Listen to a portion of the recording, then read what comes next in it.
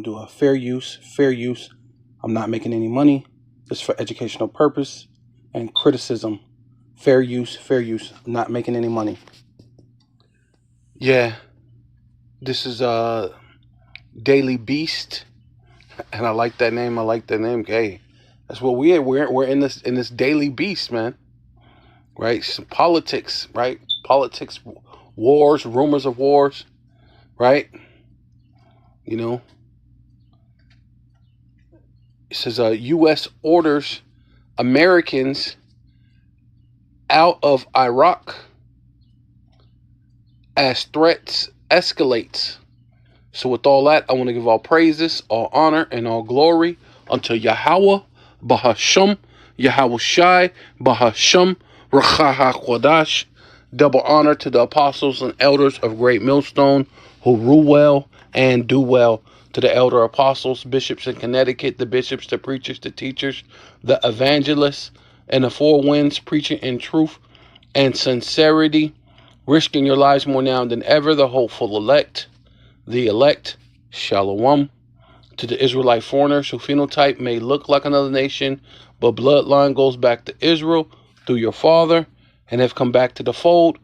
Shalom, to you sisters, your Achwatim, who listen and learn under your husband, which is your spiritual leader, with meekness and with silence. This your brother Ram Yahawada with the lesson.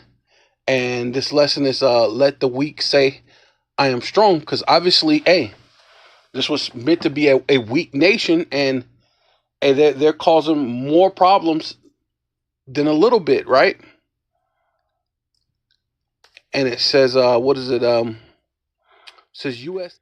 Yeah, not U.S. I mean, American citizens have been ordered to leave the Middle East as aggression fueled by President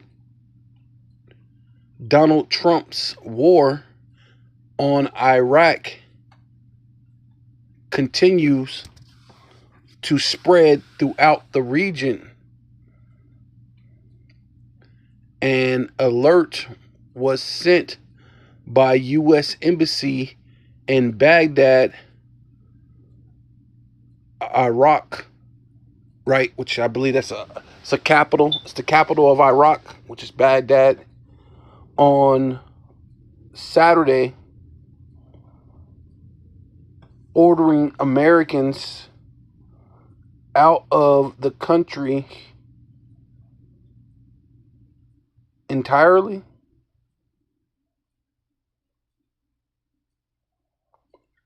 Iran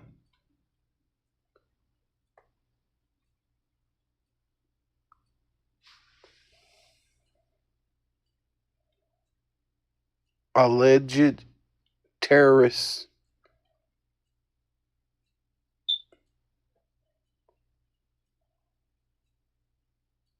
Yeah, alleged terrorists militants have encouraged and carried out in this indiscriminate discriminate attacks against U.S. citizens. Mm. Yeah, yeah, yeah. So now, yeah, they're tasting that's a little bit of taste of racism. since y'all like racism, right? Says a U.S.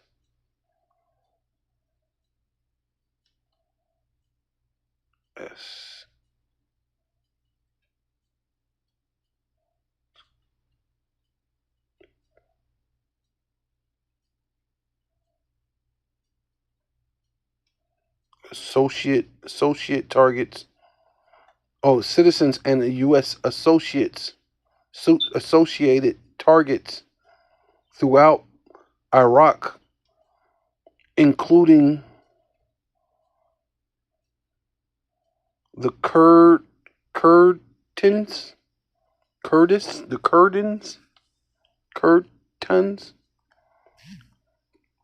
I'm sorry, I'm out the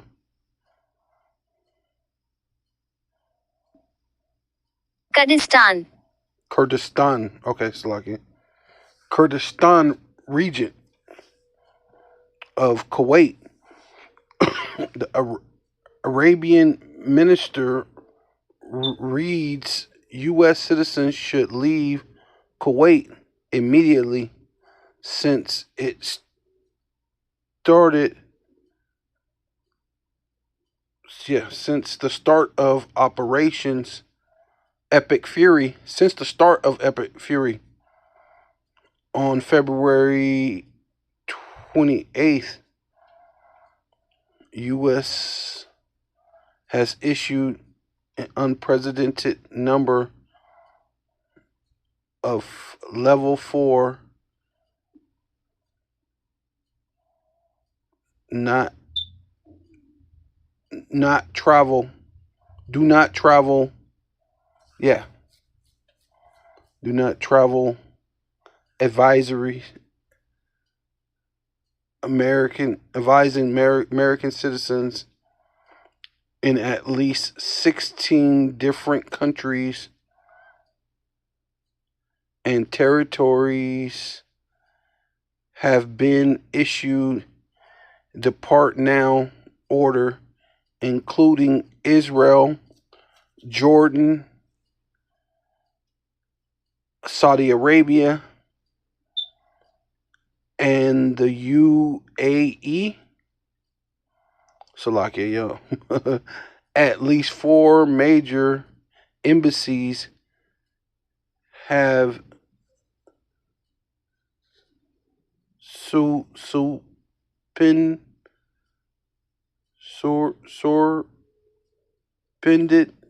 suspended operations across the region as Iranians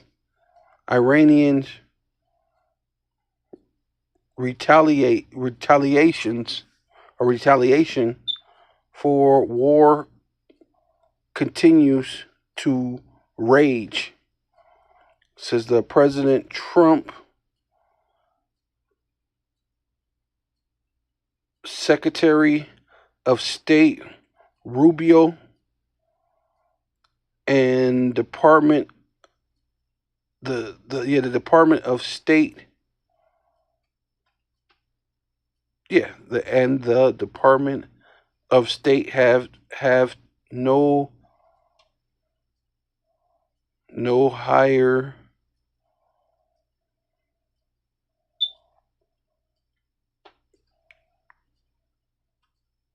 priority than the safety and security of American citizens, the Baghdad embassy wrote. That's crazy how they write stuff. It's just like, okay, but yeah, but basically they're getting a little taste of racism at this point. So basically, hey, let the weak say, "I am strong." All right.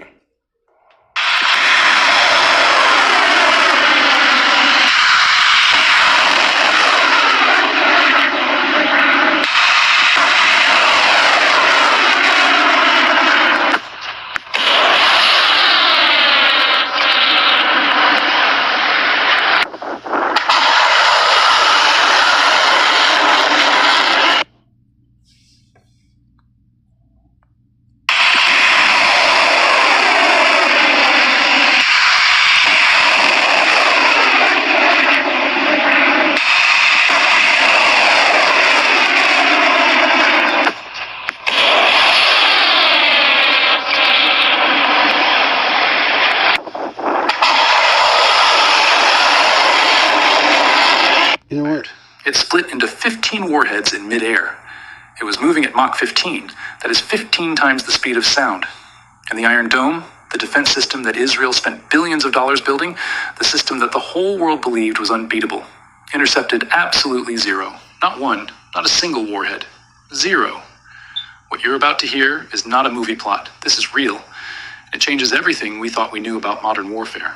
There are moments in history that split time into two, before and after.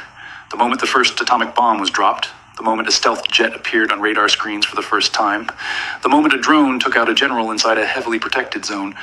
Those were all moments where the world looked at war and said, nothing will ever be the same again. We are living through another one of those moments right now. Iran has revealed what it is calling the Fatah 3. And if even half of what Iran is claiming about this missile turns out to be true, then every air defense system on the planet just became a little less reliable overnight, not because those systems stopped working, but because this missile was specifically built to make them fail. Let that sink in for a second. The Fatah 3 is not just a faster missile. It is not just a bigger missile. It is a completely different kind of threat. It is what military experts call a hypersonic cluster missile. That means when it is fired and reaches a certain point in the sky, it does not just keep going as one single weapon. It breaks apart. It splits. And suddenly, instead of one incoming missile, a defense system is now looking at 15 separate warheads, all flying. Yeah, so this is Joel chapter 3, verse 9. Proclaim ye this among the Gentiles. So for you Christians who continue to think that the Gentiles that it's speaking about are the other nations or any nation that just come up and say, hey, I'm a Gentile because I'm not an Israelite, but I'm a believer. Right? So you're coming in as trying to be a spiritual Israelite or whatever you want to call it. Right? And since you're a Gentile, this is talking about you Gentiles. This is what the Lord, this is how the Lord feel about the other nations, the actual Gentiles. Prepare war, right? See, he's not telling them come in and be part of the fold. Come in and receive the blessings, because the Gentile and Jew is alike. No, it's telling you prepare war, and this hasn't happened, right? This is a future prophecy. The Lord's telling you to end from the beginning, right? Wake up, right? See, when he speaks to the elect, that's Gentiles, he does tell them to wake up, right? But he tells them wake up out of sleep, right? Which means goes into being like hypnotized, according to this world, right? Matter of fact, let's get that. So this is Romans chapter 13, verse 9. For this, thus shall not commit adultery, which is the law, part of the law. Thou shalt not kill, which really means murder, which is in the law, right? Which were given to the Israelites, right? And I believe if you go up,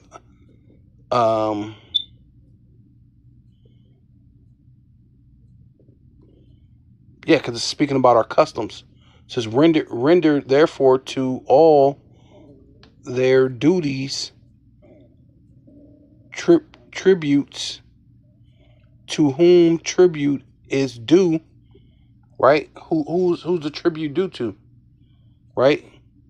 Customs to whom customs, right? The customs of the Israelites are due to the custom of the people, of the Israelites. This is not your guys' custom. Fear to whom fear, honor to whom honor. Owe no man anything but to love one another, right? Talking about the Israelites, to love one another. For he that loveth another have fulfilled what? The law. Going back to Leviticus 19. Love thy brother, right? And it says rebuke him if it's necessary. Because then it shows that you love him, because you let him know when he's sinning, when he's going off. That's familiar of the law. And how do you know that you're breaking the law? For this, thou shalt not what? Commit adultery. So if your brother's committing adultery, which is in the law, which other nations didn't have, right? What's her name? Nefertiti or whatever it was. She did whatever she wanted to do, right? You know, what's her name? The Queen of Sheba. She did what she wanted to do. She was the queen. She did what she wanted to do, right? All these other heathen, they had more than one god. They were doing their own thing. These women did what they wanted to do, right? And that wasn't part of our custom to be that way. Not part of our law, right? Right? To commit adultery, thou shalt not kill, which really means murder, because there is a such thing as a righteous killing, right? Because if someone kills someone due to the law, or if someone murders someone, you're to kill him for the murderer. So a life for a life, right? And that keeps sin away, right? If he murders someone, you kill him. So that's not the same thing as murder, right? Because it's a judgment. It says, thus shall not steal, and that's what Edomites have been doing since the very beginning. So you can't say, oh, there's no difference between Jew and Gentile when you're there to steal oil right now. You're there to steal the uranium that's there now, right? You're there to steal a whole bunch of things, right? And take lives.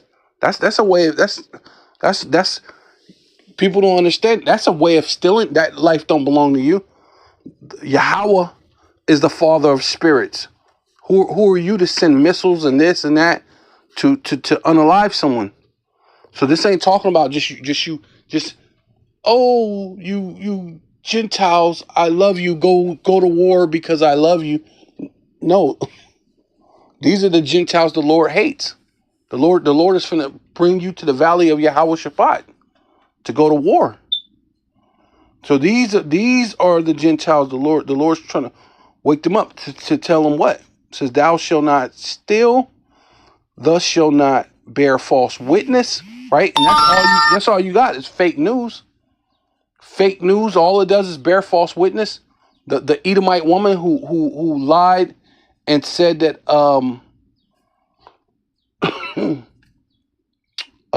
was it the kid that said he whistled? Can't even think of his name right now.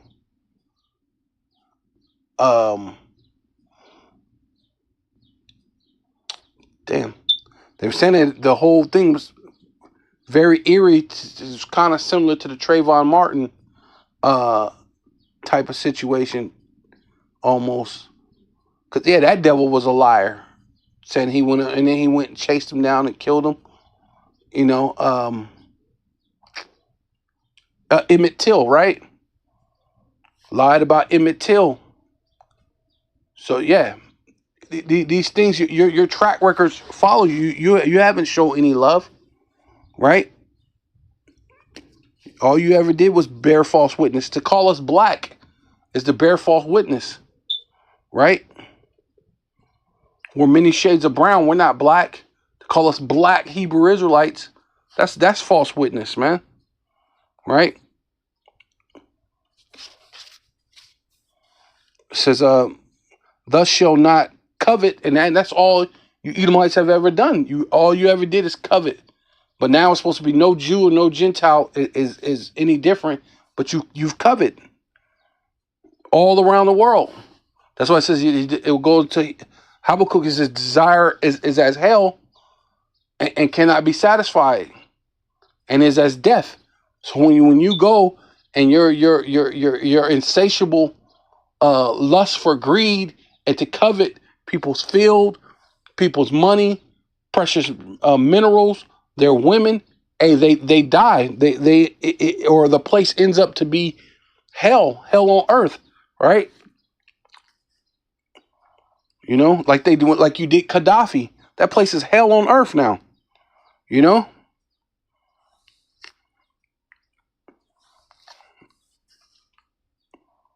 It says, and if there be any other commandment, right?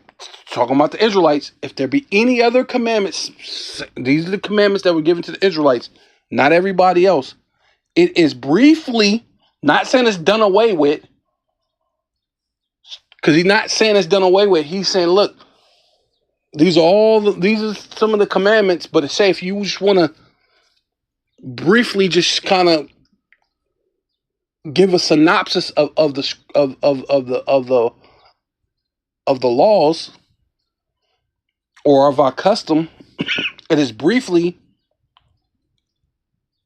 comprehended in this saying, namely, thus shalt love thy neighbor as thyself. Going, like I said, going back to Leviticus 19, when you're supposed to love your neighbor, right? Which is your brother, right? To not suffer sin upon him.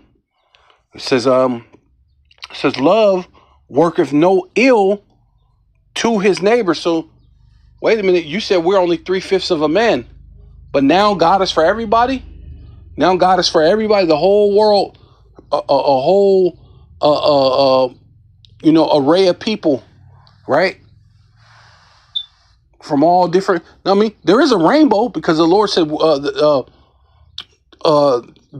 Jacob is a speckled bird, right? Israel is a speckled bird. The Lord said, my people are speckled birds. So there's many different color Israelites.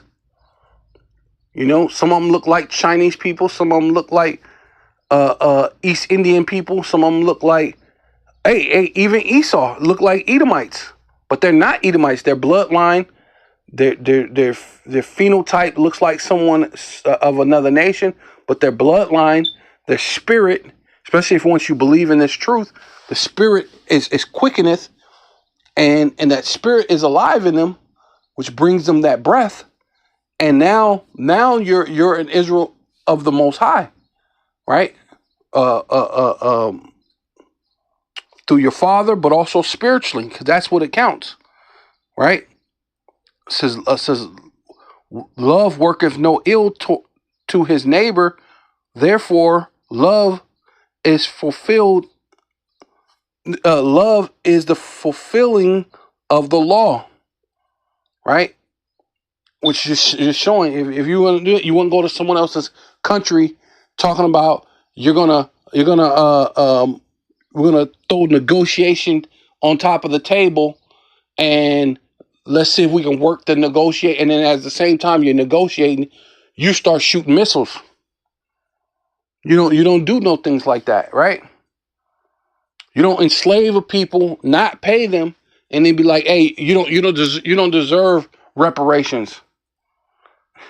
You don't deserve to get a job. You know? Why not? After we work for free, shouldn't we have a job where we don't do anything now? Should it be the reverse of that?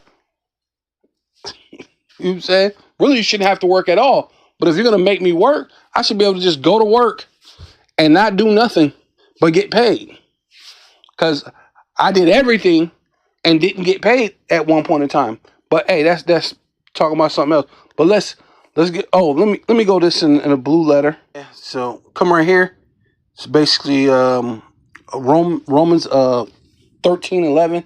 Yeah, I'm just do this for the blue letter, and that knowing that the time that now it is high time to awake out of sleep, for now is our salvation. Right, talking about the Israelites, our salvation is nearer than when we believed. Right. Not speaking of it in a blanket statement, talking about everybody in the entire world, no matter who you are. It's talking about no matter anybody in the world who happens to be an Israelite, right? Right? So let's go into that word sleep, right? Which basically is Strong's G 5258. Hypnos. Hypnos. Hypnos, right? Basically, it's basically like hypnos, like, hypnotize, to be hypnotized, right? And it says sleep, and if you even go into the what's called, it says under, and that's it. That's pretty much all it gives you, right? But let's go to here. Spiritual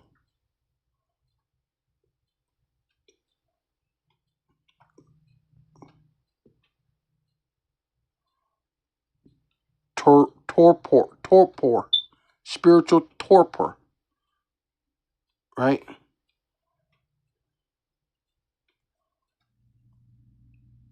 Yeah, so this is, clicking on it, spiritual torpor. Yeah, torpor is a state of profound spiritual drowsiness. See, and that's Jake, man. They walk around because Jake had. That's why it says that they have. They got a zeal, but not according to knowledge. They're still drowsy, right? Listlessness, right? Apathy, right? Just like it's like I'm there, but I'm really, like, you're there, but you're not there. It's like a mundane type of spirit, right? That's not happening to you Edomites or you other nations, right? That's why it tells you that in was it Isaiah? No, not Isaiah, but in Ezekiel. If I would have told you to go to another nation, they would have listened. But Jake, that's how we know this is talking about the Israelites, man, the true Israelites. Jake, when you go talk to them, it's like, it's not a big deal. Sound like us. Deuteronomy 28, 68. It looked like it's but or they get excited for a moment and it fizz out, or whatever it may happen, or they just don't have it all in it. But it's a sleep, or a spirit, or of the soul, characterized as a lack, right? So they're lacking that thing, right? Of fervent, right? That fire. They're lacking that fire, right? Disconnection from the divine purpose, meaning it came from the Most High. It's their divine and it's their purpose, right? And they're disconnected from it. That ain't got nothing to do with another heathen, right? And indifferent to spiritual growth, right? And that'd be a lot of Jakes, man. They're they're like mundane. They're just kind of going through the motions, right?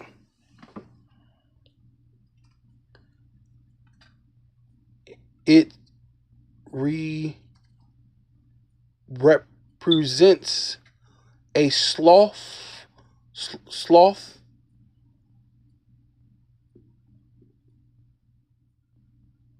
of the spirit of the spirit,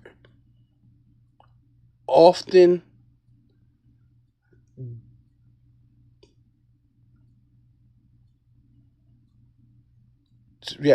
often disgusted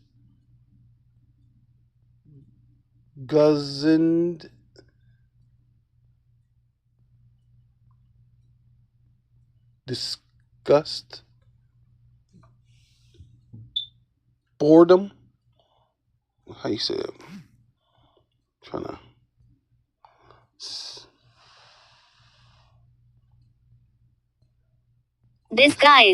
disguised as boredom.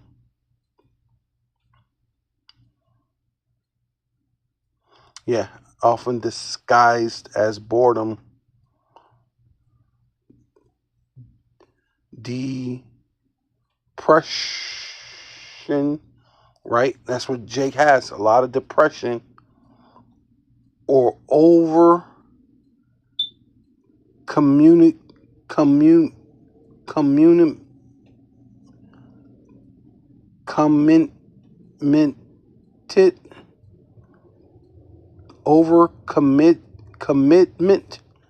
overcommitment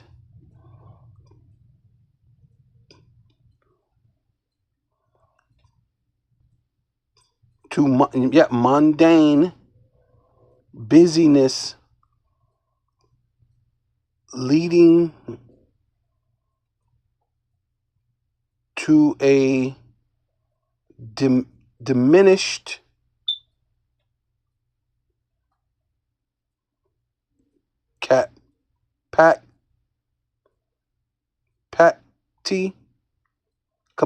diminished capacity for spiritual awareness. And that's Jake, man. Jake has that lack of compassion, empathy, a diminished spirit to have spiritual awareness or growth. See, that's not happening to you other nations, man. Right? That's why I said our Father, our salvation. It's high time for you to wake out of that being mundane and not having spiritual awareness. Right? Yeah, so this is Joel chapter 3, verse 9, right? To finish this up. Proclaim ye this among the Gentiles. Prepare war, right? So that prepare war is for the Gentiles the Lord hates. The Lord don't love you. So when it's speaking of Gentiles in the New Testament, well, it depends on when it says it, right? Depends on what phraseology that it's phrasing in.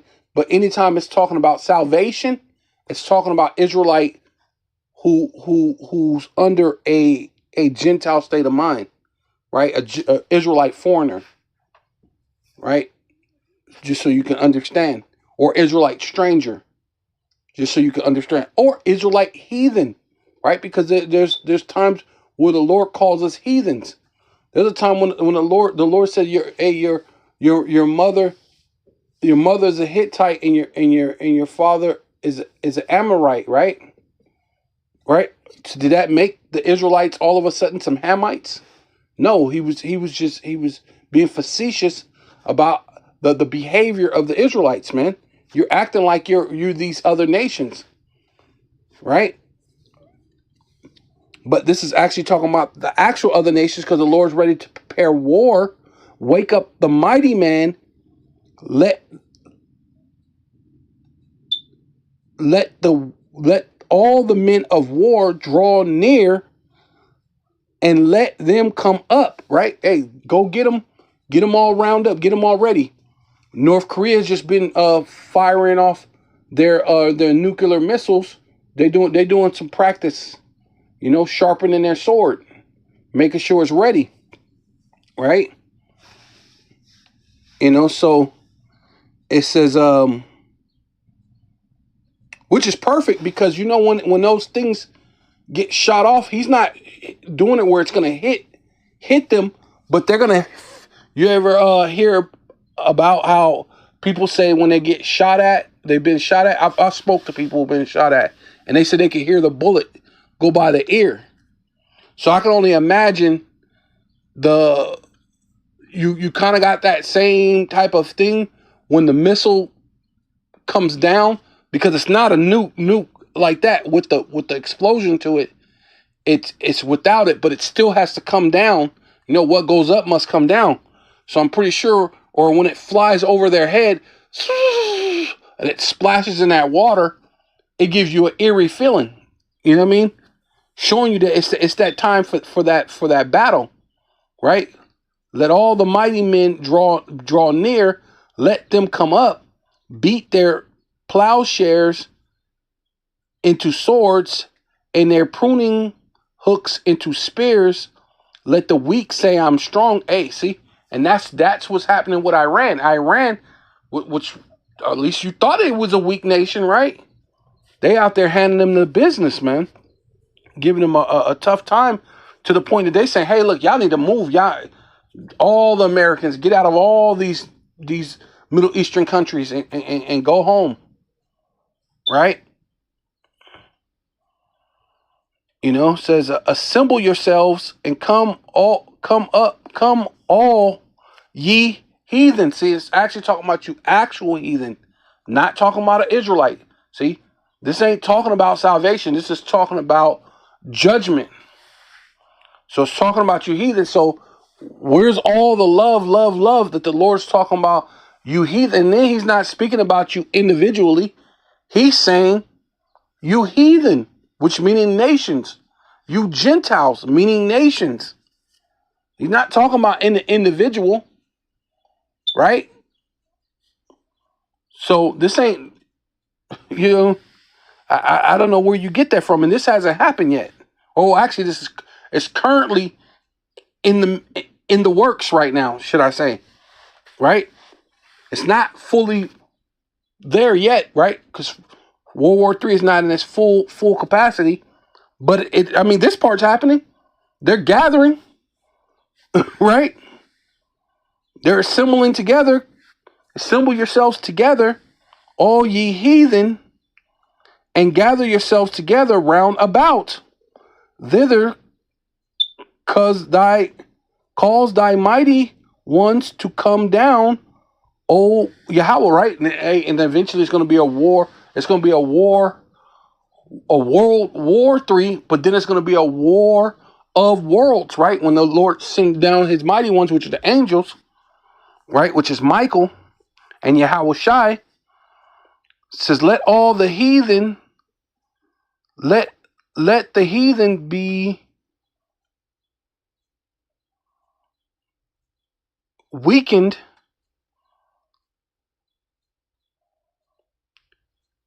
awakened, let the heathen be wakened and come up to the valley of Yahweh Shaphat, right? For there will I set to judge. Whoo, see, it's not there for love. All you Gentiles, there's no difference between Jew and Greek. You Gentiles. No. I will set to judge all the heathen.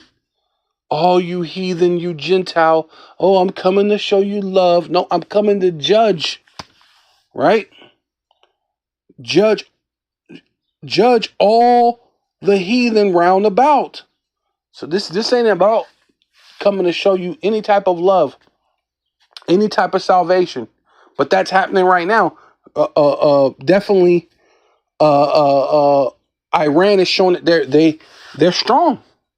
Let the weak say it, they're strong. Because to have a formidable foe like the United States and Israel, because they brag about their technology, especially Israel. Oh, we're so smart. We got this. We're so great. And you're giving them the business. You're shooting these hypersonic missiles that break out into 15 pieces.